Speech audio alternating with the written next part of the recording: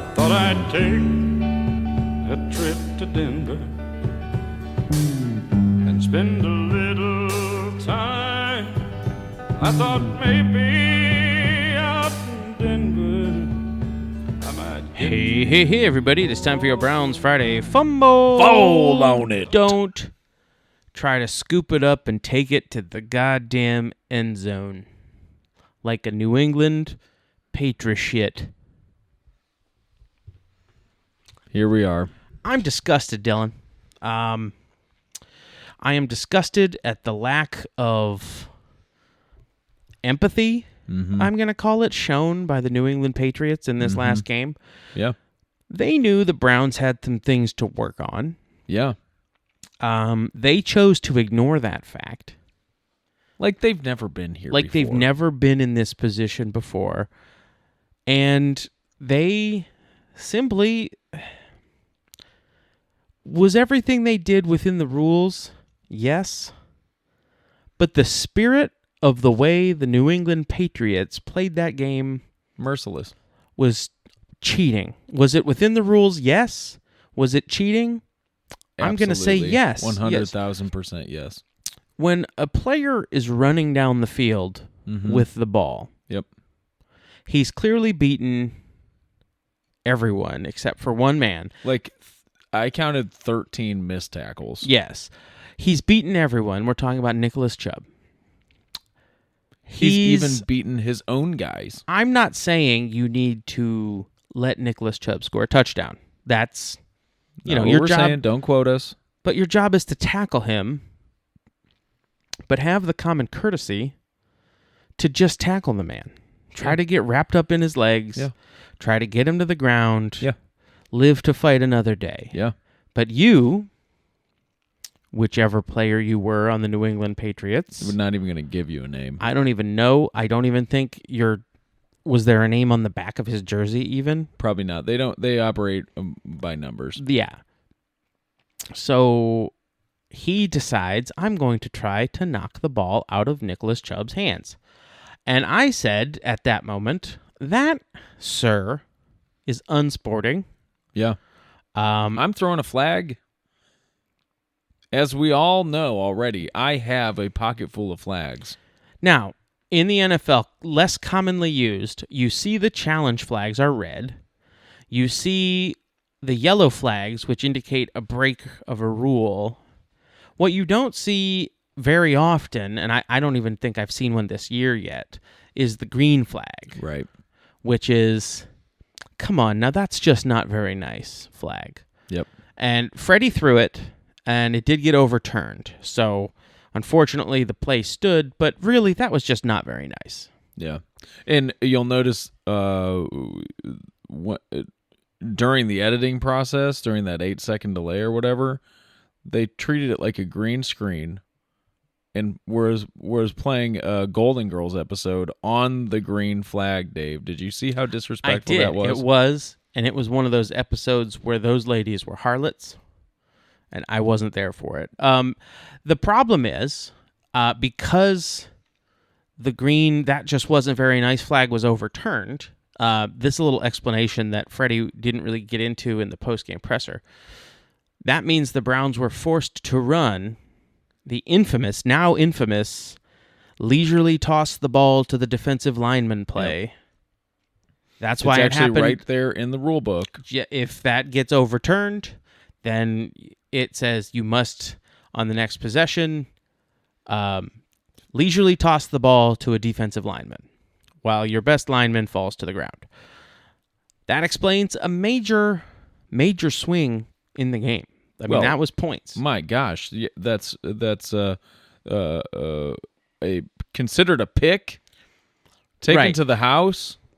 Not even a fumble, Dave. Just, it's not great, Didn't even pick up a fumble and ran to the end zone. What he did... Well, they did that earlier on a separate play where this is the technical stuff that Freddie really needs to nail down. Mm-hmm. Joel Bitonio, I didn't see the whole play, but judging by the result of that play, Joel Bitonio lined up upside down at the line. Yeah. He was doing a handstand. He does have great leverage in that position because he Yeah. can block with his legs, which are stronger than his arms. He comes off of that stance like, oh Yeah, my gosh, it's he's great.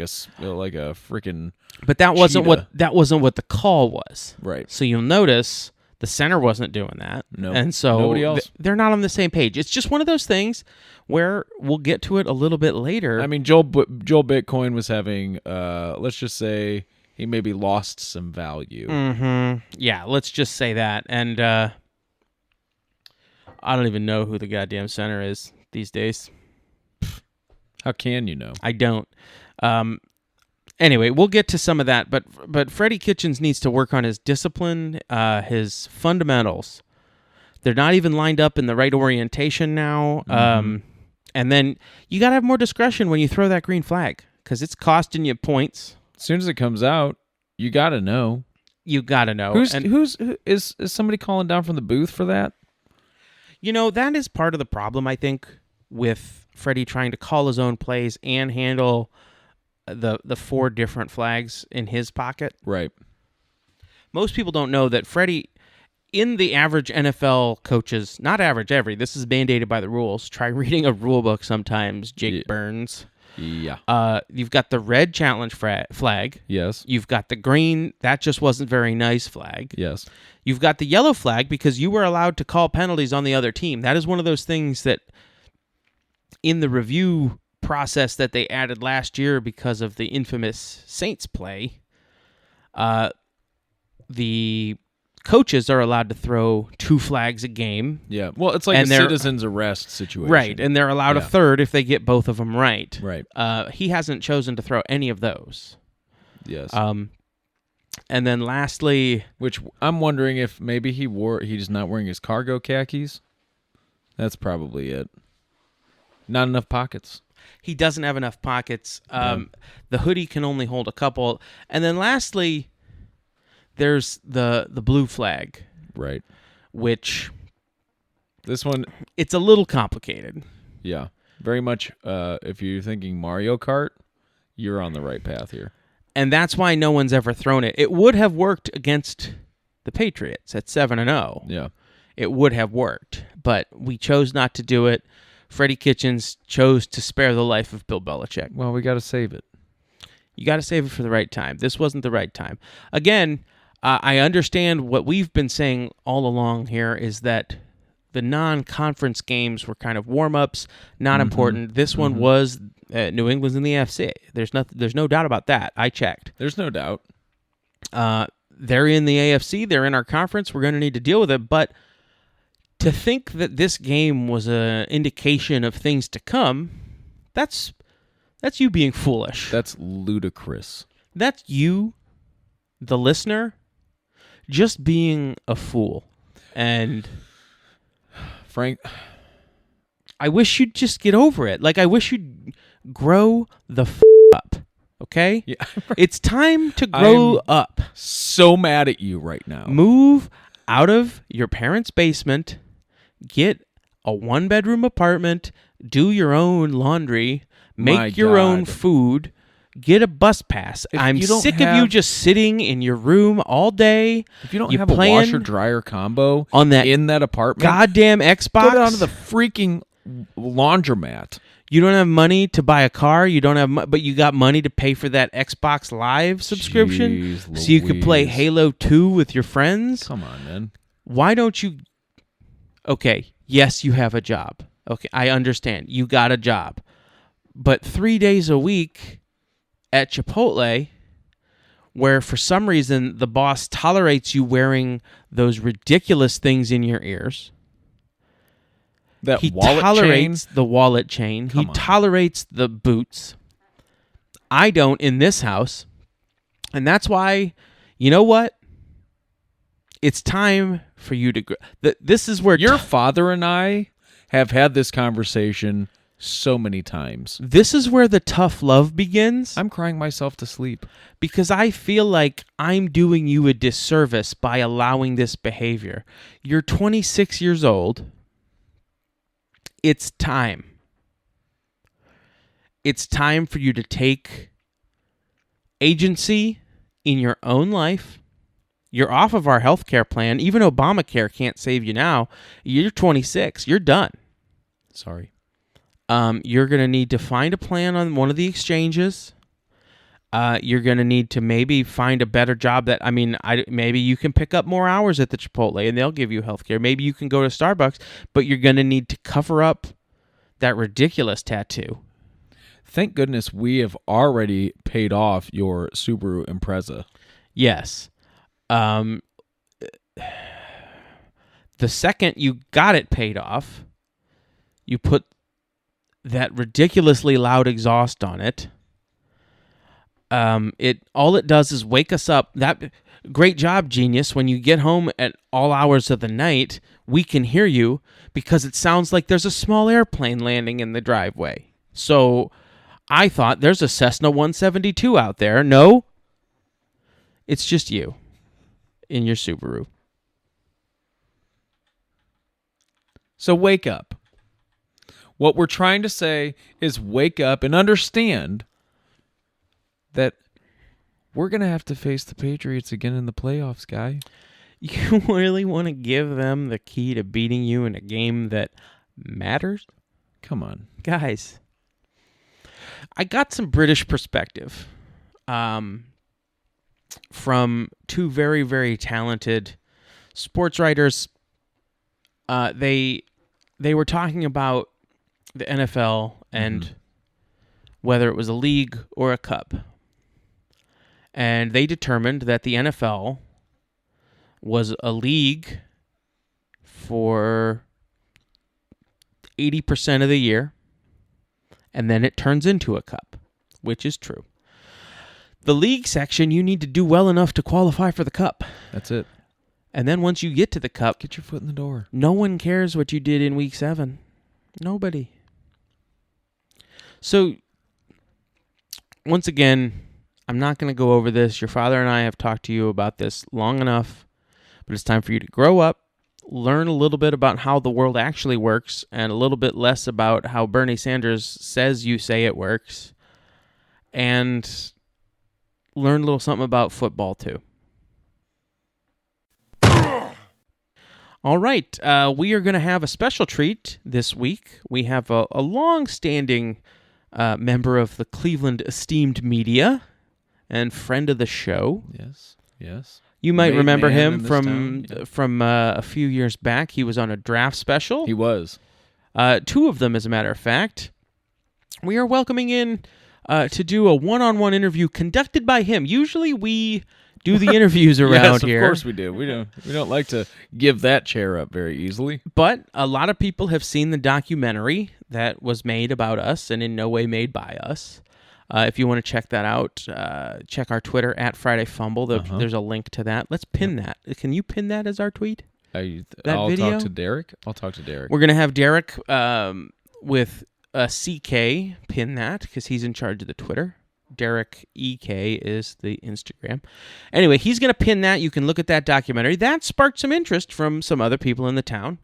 And they'd like to interview. I don't know yet. Could be me and Dylan. I'll be honest, I don't know yet. I really hope I get involved. Anyway, without further ado, here is Cleveland legend Anthony Disgustini. Would you say the timing of the dueling Belichicks was off? Was the timing off? No, I don't think the timing off. I really don't know if everything was perfect, but we were moving the episode along. But you and Dylan never seemed like you were doing the same voice. Stop saying but. You've never podcasted, so you don't understand. Were you guys happy with last week's episode? Was I happy with the episode? What the hell? No, we didn't get listeners. I mean, what the hell kind of question is that? Jesus Christ, Anthony. What a wonderful piece that was. That was wonderful. It was really an insight into us and how professional we are. Yeah, because I think you handled that. I mean, professional, yes, but with grace and a dignity. I know I did, and possibly you did too, but we'll have to see. Okay, Dylan, a lot of talk this week. A lot of talk on the Twitter. It's going to be November here in Cleveland. You know what that means. It's time to talk firing the coach. And I, for one, am not about it. And we've got a better idea. We sure do, Dave. In fact, we've got an idea to remodel the kitchens. We've seen that Freddie's not a teardown. Freddie is a fixer-upper.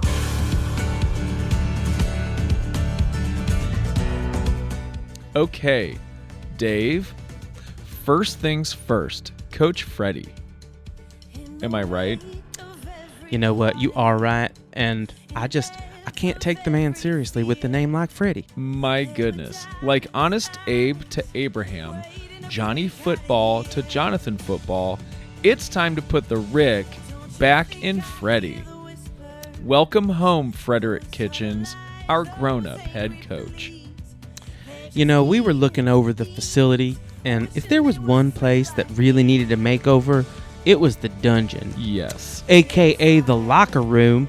You know, we knew we had to brighten that space up a little bit, give it some life. So we picked out some reclaimed barnwood from a family farm in Medina for an accent wall right up there in the locker room to just give it some light. Dave, it definitely breathes some sunlight into that space. Oh my gosh, Frederick has been wearing these gauche matte black headphones every Sunday, expecting anyone to listen to him. We went down to Middleburg Heights Hardware, y'all, and we had a beautiful brushed nickel headset for game day. Now who's calling plays, Frederick? We had to replace those challenge flags. Frederick was becoming way too comfortable with that shock of red. He just threw it down right across the ground throughout the game. We decided to move the coach over to a 100% pure ring-spun cotton, and it's a patterned linen, Dave. You know, we hope that linen feels so good in his pocket that it just stays put until a good situation comes around. You said it correct. You know, we wanted to do something special for Frederick's office. So first we started with the floor, and we love a wood plank porcelain tile floor. Oh my gosh, and this one, Dave, is absolutely spectacular. It's a gorgeous surface with the durability of tile, but the rugged farmhouse chic that this place is thirsting for. You got that right. So the last thing we need to do is add a wagon wheel, add a few random trinkets on his desk, and a big sign that says gather, and his office is going to be ready for telling players that their dream of playing NFL football is dead. All right, Cleveland, are you ready to see your fixer-upper head coach?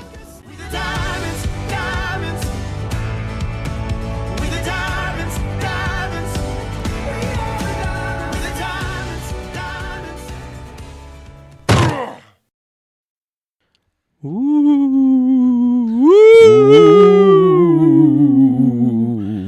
It was... Well, I know what those sounds are. It's Halloween, or it was yesterday. So scary. This comes out on Friday, November 1st. That's not a holiday.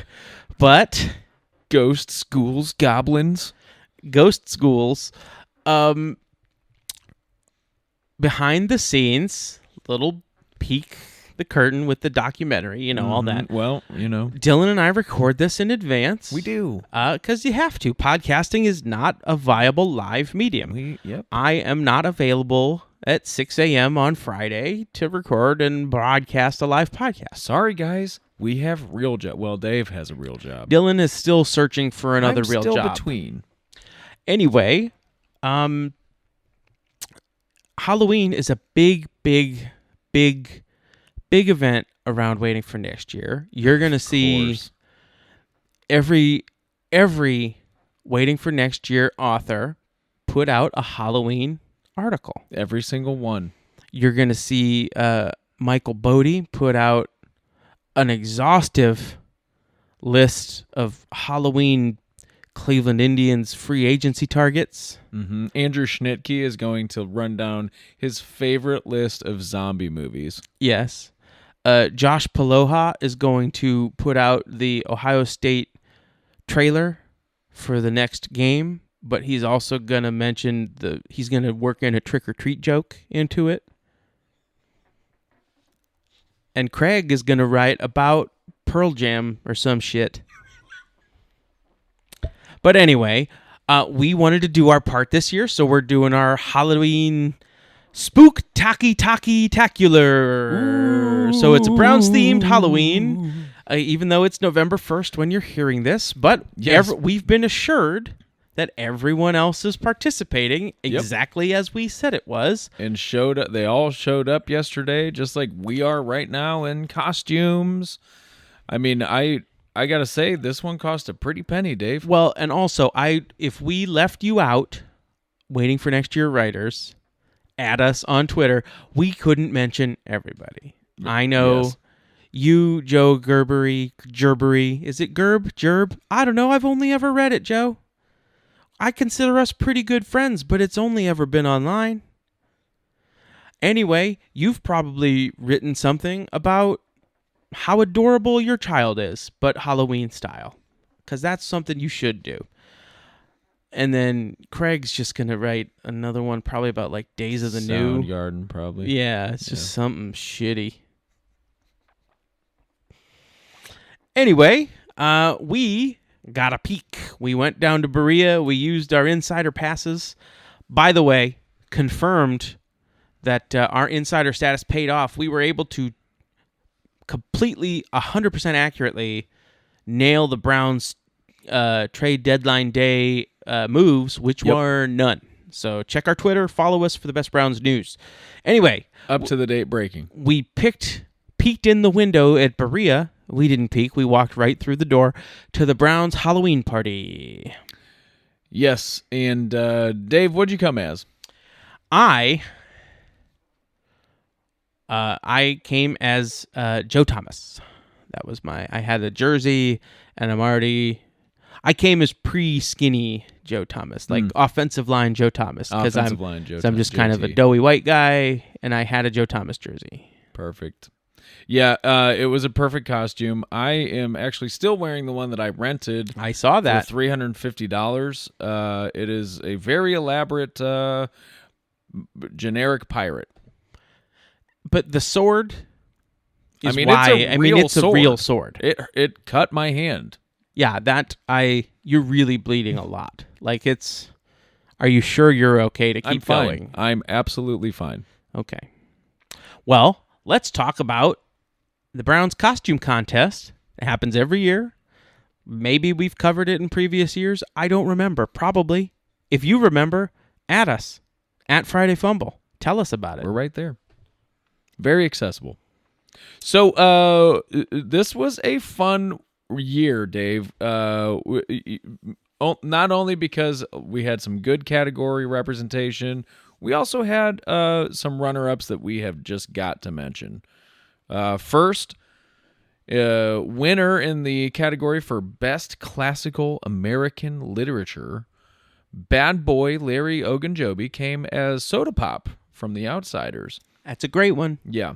And he actually, just barely edged out Mac Wilson's Holden Caulfield, Catcher in the Rye. Now, there's a couple of runner-ups, there's some honorable mentions, but the runner-up for the best group costume, Loved this. the offensive line came as a pack of Crayola crayons, 2 of whom were broken.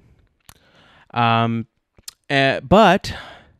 Now this when the absolutely coaching loved. staff, Oh my gosh. the entire coaching staff showed up as the cast of Frasier, with Fred Kitchens as Frasier, Todd Monken as Niles, Steve Wilkes. He was just a perfect Daphne. Nailed the accent, the mannerisms. Oh my gosh, Steve Wilkes. My goodness. This one was you could have snail mailed this one last year. Best Art Deco costume again, second year in a row. Nick Chubb came as one of the guardians of traffic from the Lorraine Carnegie Bridge. And people say, oh, that's the same thing as last year. Last year, he was the left one, and now he was the right one. So it's a technicality, but he's right there. Yeah. Runners up for the best couples costume, Joe and Megan Schobert. They showed up as Vincent Vega and Mia Wallace. Really good execution there. Perfect. Joe actually grew his hair out for that. They did the dance, and then Joe was talking about a $5 milkshake. That has been one of the biggest things that hasn't aged from that, is all milkshakes are $5 now. Now the best, that was the runner-up, best couples costume went to, and this just tugged at my heartstrings. Young cornerbacks Denzel Ward and Greedy Williams impressed everybody with their Lestat and Louis interview with a vampire cosplay. Who knew they were so into that? But apparently, Love it. talking to other people in the secondary, they love it. They cannot stop talking Anne Rice. Now, there was one unfortunate incident, and Demarius Randall was asked to leave because he showed up dressed as Cleveland's supervillain fan, Pumpkinhead. But he was asked to leave as a precaution just in case he was the real Pumpkinhead. I mean, they got to cover their bases with this kind of garbage. That guy is insufferable. You can't just let these guys walk into your parties. No, and it would have been a dead giveaway because he was wearing football pants, and it wasn't during a football game. Finally, Austin Siebert won Best Political Costume by dressing up as the military-industrial complex. I can't really describe it other than when I saw it, I knew it. You knew it. It was amazing. Hey, this is Hugh Jackson, and now it is time to know your foe. Back to you, Dave and Dalen. Hey, thanks, Hugh. Let's look at this Denver roster. At wideout, Cortland Sutton by Marriott. Oprah's brother, Jawan Winfrey. Deshaun Hamilton, who inspired the political Broadway smash The Phantom of the Opera. Also, Fred Brown.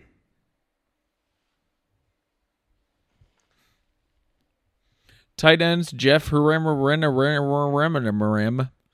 and Noah Pants. And specialty cheese, Troy Formaggio. Running backs getting married this fall in a beautiful ceremony, Philip and Lindsay. It was wonderful. Luxury automobile, Rolls-Royce Freeman. Who you get a hold of if you want Devontae at your event, the Devontae Booker. Fullback and Sloppy Joe, Andy Manowich.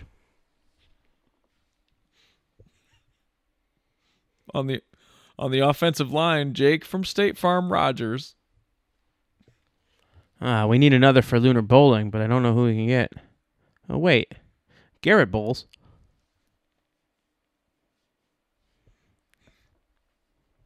Right guard, Emily Wilkinson. Star of Office Space, Ron Learyston. You know that basketball guy from Akron, plays for LA now? Yeah. What's that guy's name? What is it? Jawan James. Yeah. QB, unfortunately, on the bench this week with Craig Lindell's disease, which is a neck problem. Elite Muppet, Joe Flacco. Starting at quarterback, Brandon Allen. And there's nothing funny about the punishment that this kid is going to receive. Yeah, we should just hold him in high regard. Now on to the defense. And they play a 3-4, I believe, which we haven't seen since Danny Shelton.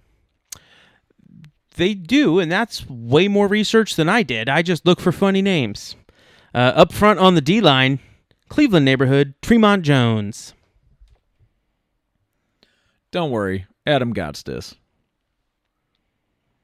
Nose tackle, small Toyota, Mike Toyota Purcell.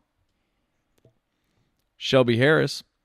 I don't care to make a joke about this name, sir.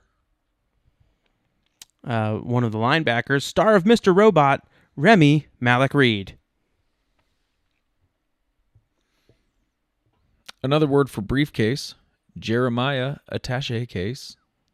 Linebackers who were obviously in the witness protection program, Alexander Johnson, Corey Nelson, and Todd Davis. From 2 cubicles down, Justin Hollins.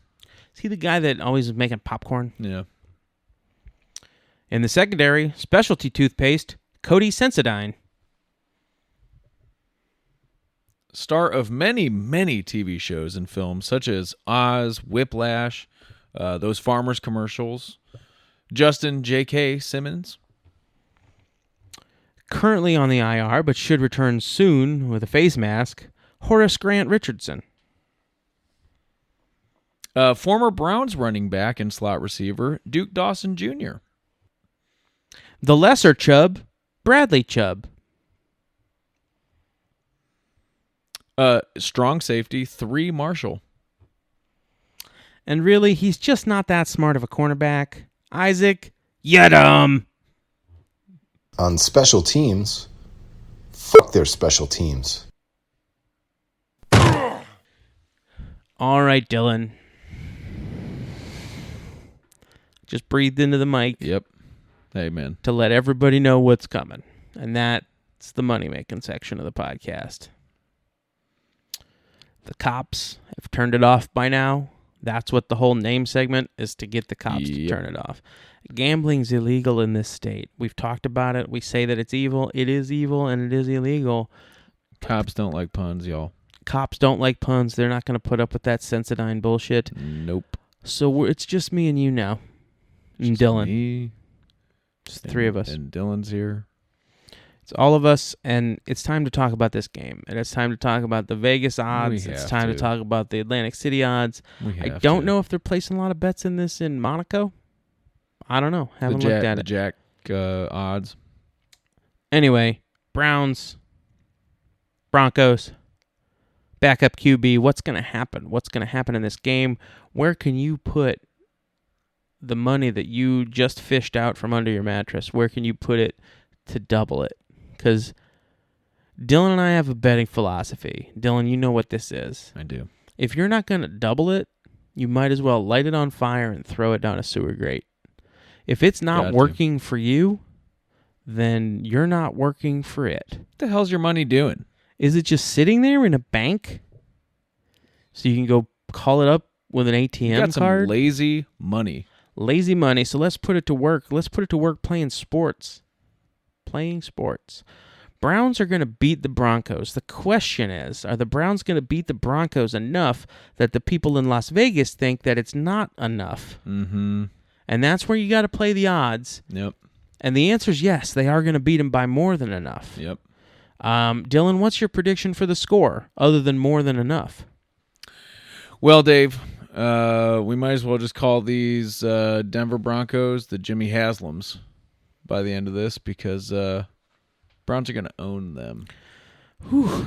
I like that. I like Browns hearing. Browns are going to own them with a final score of 26, Dave, to a Broncos 17. I like that. It is clear that since last year, if you're looking for a place to stay, I've got a place to stay, because the Browns have a place in the Broncos' head, rent-free. That's where they're living. Broncos have been stewing about last year's Saturday Night Football loss, and they're going to come out hot. I admit it. They're going to come out hot. They're going to score 14 points, 14 unanswered. When you lose on a Saturday night, it just keeps with you. You might as well be Nick Bosa. You might as well be Nick Bosa. So, Browns are going to have to overcome an early deficit like they did against the Patriots. They eventually came back and won the game. They're going to do that again. Yep. They're going to win 35-14. Wow. And everything is going to be right with the world. Odell Beckham is going to get 108 yards. and a 1 touchdown. Nick God, Chubb that is going to feels so run good. for 139. 2 touchdowns. God, that feels so good. And Austin Seibert's going to remain perfect on field goals and extra points. Pharaoh Brown is going to block the hell out of every single person. Correct. So that's it. If you're a cop, How many flags have we thrown, Dave? if you're none, Freddie is going to lose them. You are goddamn right. It's not even going to be worth it. It's going to be one of those, hey, let's just get out of here games. Like, hey, this pretty much wrapped up in the second quarter. There's no point in really watching the rest of this. But listen here, guys. Let's listen good. If you're a cop, this is entrapment. I asked you if you were a cop. You said no. So if you are a cop, this is entrapment, and I know my rights. Dylan and I are sovereign citizens. We are not driving. We are traveling. And that, hey, buddy. We're about to bring the full weight of the WFNY legal team to your doorstep. You know what I got in my pocket? I got a copy of the WFNY Constitution, which supersedes the United States Constitution. So yeah, I'm not talking without my lawyer, Mr. Craig, and I'm not talking without my financial advisor, Mr. Scott, and I'm not talking without Chagrin Falls city codes. I'm not talking without that, and I'm not talking without music advice from Andrew Schnicke. I'm not doing it. You can try to get me cornered all you want. I'm not saying anything. So I have the right to remain silent. Browns win 35-14.